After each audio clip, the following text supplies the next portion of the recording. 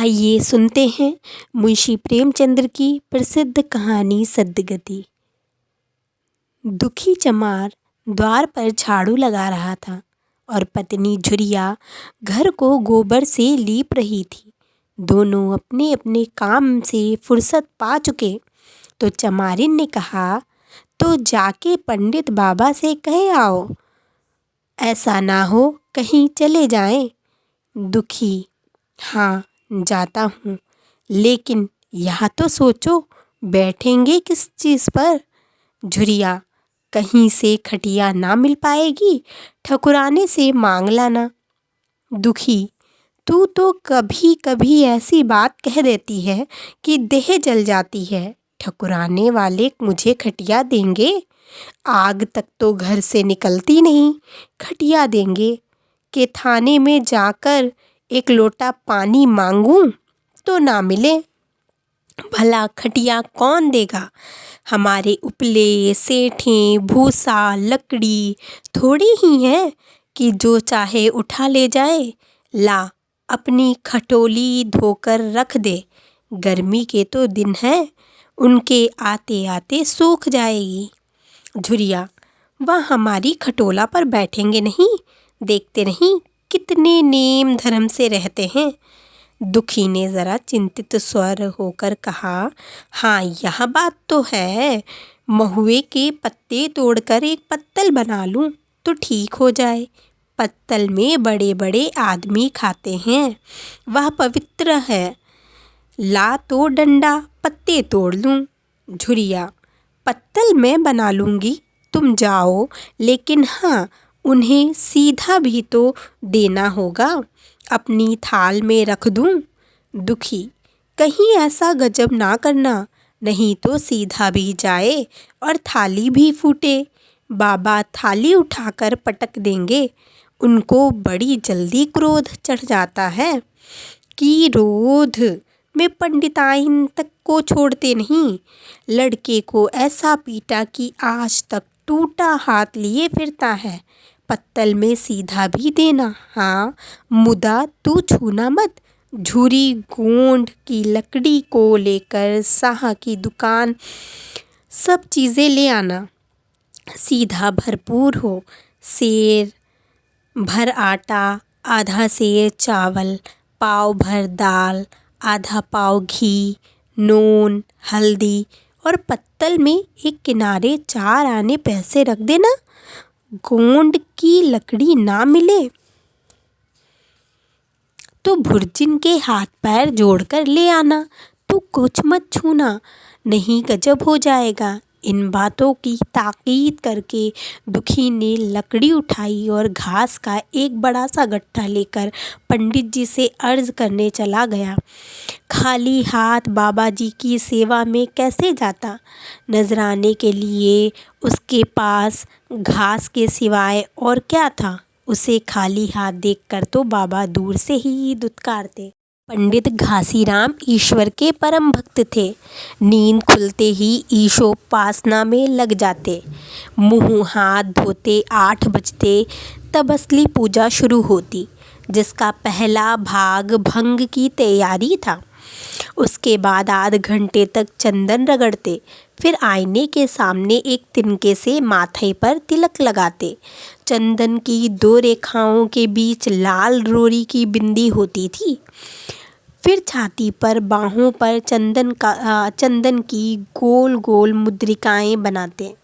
फिर ठाकुर जी की मूर्ति निकालकर उसे नहलाते, चंदन लगाते, फूल चढ़ाते, आरती करते, घंटी बजाते। 10 बजते बजते वह पूजन से उठते और भंग छानकर बाहर आते। तब तक 2-4 जजमान द्वार पर आ जाते। ईशोपासना का तत्काल फल मिल जाता, यही उनकी खेती थी। आज वह पूजन गृह से निकले तो देखा दुखी चमार घास का एक गट्ठा लिए बैठा है। दुखी उन्हें देखते ही उठ खड़ा हुआ और उन्हें साष्टांग दंडवत करके हाथ बांधकर खड़ा हुआ। वह तेजस्वी मूर्ति देखकर उसका हृदय श्रद्धा से परिपूर्ण हो गया। कितनी दिव्य मूर्ति थी! छोटा सा गोल मटोल आदमी, चिकना सिर, फूले गाल, ब्रह्म तेज से प्रदीप्त आँखें, रोरी और चंदन देवताओं की प्रतिभा प्रदान कर रही थी। दुखी को देखकर श्रीमुख से बोले, आज कैसे चला रे दुखिया? दुखी ने सिर झुकाकर कहा, बिटिया की सगाई कर रहा हूँ महाराज, कुछ साइत सगुन विचारना है, कब मर्जी होगी। घासी, आज मुझे छुट्टी नहीं, हाँ सांझ तक आ जाऊँगा। दुखी, नहीं महाराज, जल्दी मर्जी हो जाए, सब सामान ठीक कर आया हूँ, यह घास कहाँ रख दूँ? घासी, इस गाय के सामने डाल दे और ज़रा झाड़ू लेकर द्वार तो साफ कर दे। यह बैठक भी कई दिन से लीपी नहीं गई, उसे भी गोबर से लीप दे, तब तक मैं भोजन कर लूँ, फिर ज़रा आराम करके चलूँगा। हाँ, यह लकड़ी चीर देना, खलिहान में 4 खांची भूसा पड़ा है, उसे भी उठा लाना और भुसोल में रख देना। दुखी फौरन हुक्म की तालीम करने लगा। द्वार पर झाड़ू लगाई, बैठक को गोबर से लीपा, तब तक 12 बज गए। पंडित जी भोजन करने चले गए। दुखी ने सुबह से कुछ नहीं खाया था, उसे भी जोर की भूख लगी थी, पर वहाँ खाने को क्या धरा था? घर यहाँ से मील भर था, वहाँ खाने चला जाए तो पंडित जी बिगड़ जाएं। बेचारे ने भूख दबाई और लकड़ी फाड़ने लगा। लकड़ी की मोटी सी गांठ थी, जिस पर पहले कितने ही भक्तों ने अपना जोर आजमा लिया। वह उसी दमखम के साथ लोहे से लोहा लेने के लिए तैयार थी। दुखी घास छीलकर बाजार ले जाता था, लकड़ी चीरने का उसे अभ्यास न था। घास उसके खुरपे के सामने सिर झुका देती थी, यहाँ कस कस कर कुल्हाड़ी का भरपूर हाथ लगाता, पर उस गांठ पर निशाना तक ना पड़ता था। कुल्हाड़ी उलट जाती, पसीने में तरता हाँफता था, थक कर बैठ जाता, फिर उठता था। आँखों तले अंधेरा हो रहा था, तितलियाँ उड़ रही थीं, फिर भी अपना काम किए जाता था। सिर से चक्कर आ रहे थे। अगर एक चिलम तंबाकू पीने को मिल जाती तो शायद कुछ ताकत आती। उसने सोचा, यहाँ चिलम और तंबाकू कहाँ मिलेगी? ब्राह्मणों का पूरा है। ब्राह्मण लोग हम नीच जातों की तरह तंबाकू थोड़े ही पीते हैं। सहसा उसे याद आया कि गांव में एक गोंड रहता है, उसके यहाँ ज़रूर चिलम तंबाकू होगी। तुरंत उसके घर दौड़ा। खैर, मेहनत सफल हुई। उसने तंबाकू भी दी और चिलम भी, पर आग वहाँ ना थी। दुखी ने कहा, आग की चिंता ना करो भाई, मैं आता हूँ, पंडित जी के घर से मांग लूँगा। वहाँ तो अभी रसोई बन रही थी। क्या कहता हुआ वह दोनों चीज़ें लेकर चला आया और पंडित जी के घर में बरोठे के द्वार पर खड़ा होकर बोला, मालिक, रचिक आग मिल जाए तो चिलम पी लें। पंडित जी भोजन कर रहे थे। पंडिताइन ने पूछा, यह कौन आदमी आग मांग रहा है? पंडित, अरे वही ससुरा दुखिया चमार है। कहाँ है? थोड़ी सी लकड़ी चीर दे। आग तो कहाँ है? थोड़ी सी लकड़ी चीर दे। आग तो है, दे दो। पंडिताइन ने भवें चढ़ाकर कहा, तुम्हें तो जैसे पोथी पत्रों के फेर में धर्म कर्म की बात की सुध ही नहीं रही। चमार हो, धोबी हो, पासी हो, मुंह उठाए घर में चला आए। हिंदू का घर ना हुआ कोई सराय हुई, कह दो दाढ़ी झाड़ से चला जाए, नहीं तो इससे लुआठी से मुंह झुलस दूंगी। आग मांगने चले हैं। पंडित जी ने उन्हें समझाकर कहा, भीतर आ गया तो क्या हुआ, तुम्हारी कोई चीज़ तो नहीं छुई, धरती पवित्र है, ज़रा सी आग दे, क्यों नहीं देती? काम तो हमारा ही कर रहा है। कोई लानिया यहीं लकड़ी फाड़ता तो कम से कम 4 आने लेता। पंडिताइन ने गरज कर कहा, वह घर में आया क्यों? पंडित ने हार कर कहा, ससुरे का अभाग था और क्या। पंडिताइन, अच्छा, इस वक्त तो आग दिए देती हूँ, लेकिन फिर जो इस तरह कोई घर में आएगा तो उसका मुंह ही जला दूंगी। दुखी के कानों में इन बातों की भनक पड़ रही थी। पछता रहा था, नाहक आया। सच तो कहती है पंडित के घर में चमार कैसे चला जाए। बड़े पवित्र होते हैं यह लोग, तभी तो संसार पूछता है, तभी तो इतना मान है, भर चमार थोड़े हैं। इसी गांव में बूढ़ा हो गया, मगर मुझे इतनी अक्ल भी ना आई। इसलिए जब पंडिताइन आग लेकर निकली तो वह मानो स्वर्ग का वरदान पा गया। दोनों हाथ जोड़कर जमीन पर माथा टेकता हुआ बोला, पंडिताइन माता, मुझसे बड़ी भूल हुई कि घर चला आया। चमार की अकल ही तो हो ठहरी, हतने मूर्ख ना होते तो लात क्यों खाते। पंडिताइन चिमटे से पकड़कर आग लाई थी। 5 हाथ की दूरी से घूंघट की आड़ से दुखी की तरफ आग फेंकी। आग की बड़ी सी चिंगारी दुखी के सिर पर पड़ गई। जल्दी से पीछे हटकर सिर की झोंट देने लगा। उसके मन में कहा, यह एक पवित्र ब्राह्मण के घर को अपवित्र करने का फल है। भगवान ने कितने जल्दी फल दे दिया। इसी से तो संसार पंडितों से डरता है और सबके रुपए मारे जाते हैं। ब्राह्मण के रुपए भला कोई मार तो ले, घर भर का सत्यानाश हो जाए। पांव गल गल कर गिरने लगे। बाहर आकर उसने चिलम पी और फिर कुल्हाड़ी लेकर जुट गया। खटखट की आवाज़ आने लगी। उस पर आग पड़ गई तो पंडिताइन को कुछ उस पर दया आ गई। पंडित जी भोजन करके उठे तो बोली, इस चमरवा को भी कुछ खाने को दे दो, बेचारा कब से काम कर रहा है, भूखा होगा। पंडित जी इस प्रस्ताव को व्यवहारिक क्षेत्र से समझकर पूछा, रोटियां हैं? पंडिताइन, 2-4 बच जाएंगी। पंडित, 2-4 रोटी में क्या होगा, चमार है, कम से कम सेर भर चढ़ा जाएगा। पंडिताइन कानों पर हाथ रखकर बोली, अरे बाप रे, सेर भर तो फिर रहने दो। पंडित जी ने अब शेर बनकर कहा, कुछ भूसी चोकर हो तो आटे में मिलाकर 2 ठो लिट्ठ ठोक दो, साले का पेट भर जाएगा। पतली रोटियों से इन नीचों का पेट नहीं भरता, इन्हें तो ज्वार का लिट्ट चाहिए। पंडिताइन ने कहा, अब जाने भी दो, धूप में कौन मरे। दुखी ने चिलम पीकर फिर कुल्हाड़ी संभाली। दम लेने से ज़रा हाथों में ताकत आ गई। कोई आध घंटे तक फिर कुल्हाड़ी चलाता रहा, फिर बेदम होकर वहीं सिर पकड़कर बैठ गया। इतने में गोंड आ गया। बोला, क्यों जान देते हो बूढ़े दादा, तुम्हारे फाड़े या गांठ ना फटेगी, नाहक हलकान होते हो। दुखी ने माथे का पसीना पोंछकर कहा, अभी गाड़ी भर भूसा ढूना है भाई। गोंड, कुछ खाने को मिला कि काम ही कराना जानते हैं, जाके मांगते क्यों नहीं। दुखी, कैसी बात करते हो चिखुरी, ब्राह्मण की रोटी हमको पचेगी। गोंड, पचने को पच जाएगी, पहले मिले तो। मूंछों पर ताव देकर भोजन किया और आराम से सोए, तुम्हें लकड़ी फाड़ने का हुक्म लगा दिया। जमींदार भी कुछ खाने को देता है, हाकिम भी बेगार लेता है तो थोड़ी बहुत मजूरी दे देता है। यहाँ उनसे भी बढ़ गए हैं, उस पर धर्मात्मा बनते हैं।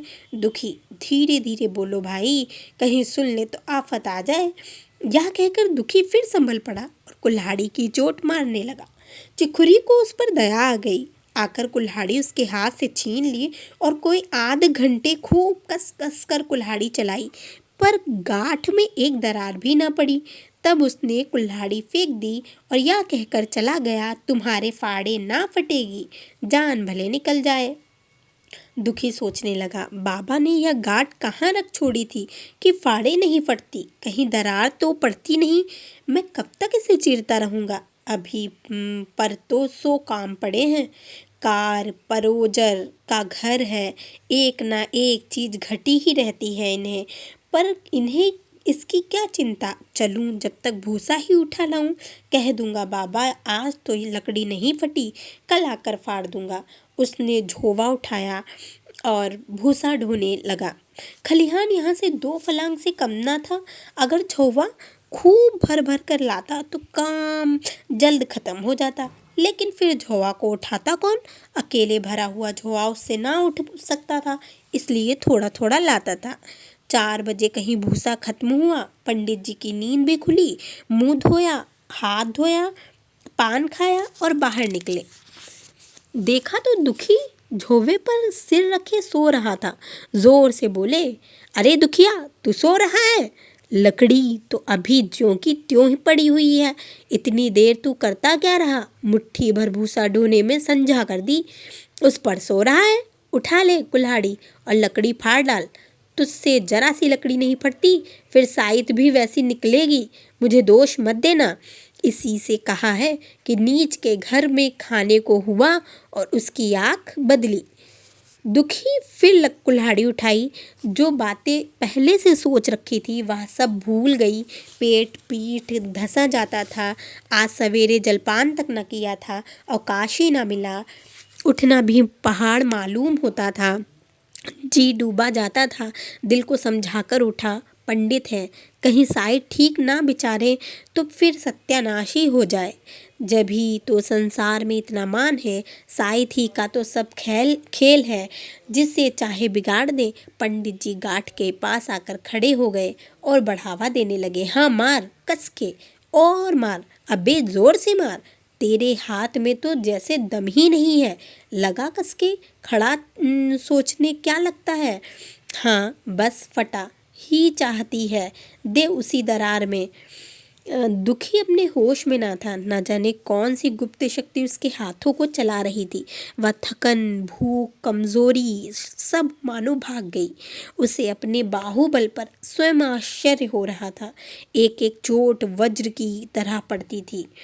आध घंटे तक वह इसी तरह उन्माद की दशा में हाथ चलाता रहा, यहाँ तक कि लकड़ी बीच से फट गई और दुखी के हाथ से कुल्हाड़ी छूटकर गिर पड़ी। इसके साथ वह भी चक्कर खाकर गिर पड़ा। भूखा प्यासा थका शरीर जवाब दे गया था। पंडित जी ने पुकारा, उठ के 2-4 हाथ और लगा दे, पतली पतली चैलियाँ हो जाएं। दुखी ना उठा। उन्होंने भी अब उसे दिख करना उचित न समझा। पंडित जी ने भीतर जाकर बूटी छानी, शौच गए, स्नान किया और पंडिताई बाना पहनकर बाहर निकले। दुखी अभी तक वहीं पड़ा हुआ था। जोर से पुकारा, अरे क्या पड़े ही रहोगे दुखी, चलो तुम्हारे ही घर चल रहा हूँ, सब सामान ठीक ठाक है ना। फिर दुखी फिर उठा। अब पंडित जी को कुछ शंका हुई। पास जाकर देखा तो दुखी अकड़ा पड़ा था। बदहवास होकर भागे और पंडिताइन से बोले, दुखिया तो जैसे मर गया। पंडिताइन हकबका कर बोली, अभी तो वह तो अभी लकड़ी चीर रहा था ना। पंडित, हाँ लकड़ी चीरते चीरते मर गया, अब क्या होगा। पंडिताइन ने शांत होकर कहा, होगा क्या, चमरों में कहला भेजो, मुर्दा उठा ले जाएं। एक क्षण में गांव भर में खबर फैल गई। पूरे में ब्राह्मणों की ही बस्ती थी। केवल एक घर गोंड का था। लोगों ने उधर का रास्ता छोड़ दिया। कुएं का रास्ता उधर ही से था। पानी कैसे भरा जाए। चमार की लाश के पास से होकर पानी भरने कौन जाए। एक बुढ़िया ने पंडित जी से कहा, अब मुर्दा फिकवाते क्यों नहीं, कोई गांव में पानी पिएगा या नहीं। इधर गोंड ने चमारोने में आकर सबसे कह दिया, खबरदार मुर्दा उठाने मत जाना, अभी पुलिस की तहकीकात होगी। दिल लगी है कि एक गरीब की जान ले ली। पंडित होंगे तो अपने घर के होंगे, लाश उठाओगे तो तुम भी पकड़े जाओगे। इसके बाद ही पंडित जी पहुँचे, पर चमारोने का कोई आदमी लाश उठा लाने के तैयार ना हुआ। हाँ, दुखी की स्त्री और कन्या दोनों हाय हाय करती रहीं। वहाँ चली और पंडित जी के द्वार पर आकर सिर पीट पीट कर रोने लगी। उसके साथ 10-5 और चमारिनें थीं। कोई रोती थी, कोई समझाती थी, पर चमार एक भी ना था। पंडित जी ने चमारों को बहुत धमकाया, समझाया, मिन्नत की, पर चमारों के दिल पर पुलिस का रौब छाया हुआ था। एक भी ना भिनका। आंखें निराश होकर लौट आए। आधी रात तक रोना पीटना जारी रहा। देवताओं का सोना मुश्किल हो गया, पर लाश उठाने कोई चमार ना आया। और ब्राह्मण चमार की लाश कैसे उठाते, भला ऐसा किसी शास्त्र पुराण में लिखा है, कहीं कोई दिखा दे। पंडिताइन ने झुंझलाकर कहा, इन डाइनों ने तो खोपड़ी चाट डाली, सबों का गला भी नहीं थकता। पंडित जी ने कहा, रोने दो चुड़ैलों को, कब तक रोएंगी। जीता था तो कोई बात ना पूछता था, मर गया तो कोलाहल मचाने के लिए सबकी सभा पहुंची। पंडिताइन, चमार का रोना मनहूस है। पंडित, हाँ बहुत मनहूस है। पंडिताइन, अभी से दुर्गंध उठने लगी। पंडित, चमार था ससुरा की नहीं, खाद अखाद किसी का विचार है इन सबों को। पंडिताइन, इन सबों को घिन भी नहीं लगती। पंडित, भ्रष्ट हैं सब। रात तो किसी तरह कटी, मगर सवेरे भी कोई चमार न आया। चमारिनें भी रो पीट कर चली गईं। दुर्गंध कुछ कुछ फैलने लगी। पंडित ने एक रस्सी निकाली, उसका फंदा बनाकर मुर्दे के पैर में डाला और फंदे को खींचकर कस दिया। अभी कुछ कुछ धुंधला था। पंडित जी ने रस्सी पकड़कर लाश को घसीटना शुरू किया। गांव के बाहर घसीट ले गए। वहां से आकर तुरंत स्नान किया, दुर्गा पाठ पढ़ा और घर में गंगा जल छिड़का। उधर दुखी की लाश को खेत में गीदड़ और गिद्ध, कुत्ते और कौवे नोच रहे थे। यही जीवन प्रयत्न की भक्ति, सेवा और निष्ठा का पुरस्कार था। तो यह थी कहानी मुंशी प्रेमचंद की सद्गति।